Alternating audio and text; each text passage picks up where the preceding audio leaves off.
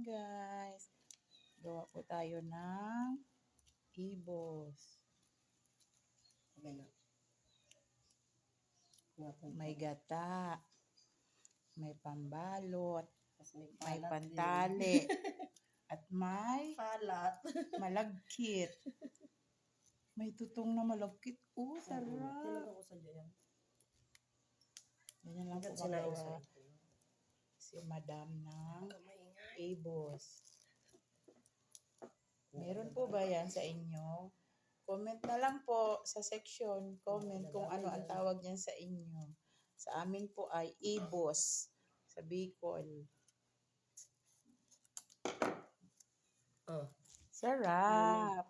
Hintayin na lang po natin yan maluto. Dahil takam na po ako. Shout out na lang po.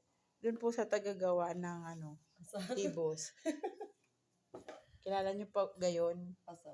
Hindi po yan Bicolana ha. Hindi din yan Marinduqueño. Yan po ay mangyan. Mangyan in the city. Magaling magawa.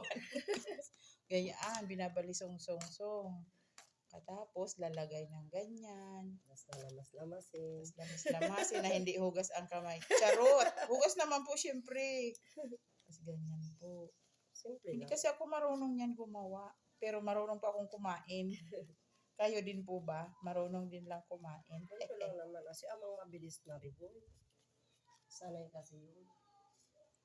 Yan lang po guys.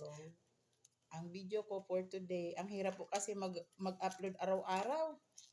Pag wala kang upload, di ka na pinapansin ni Lolo Meta. Bye!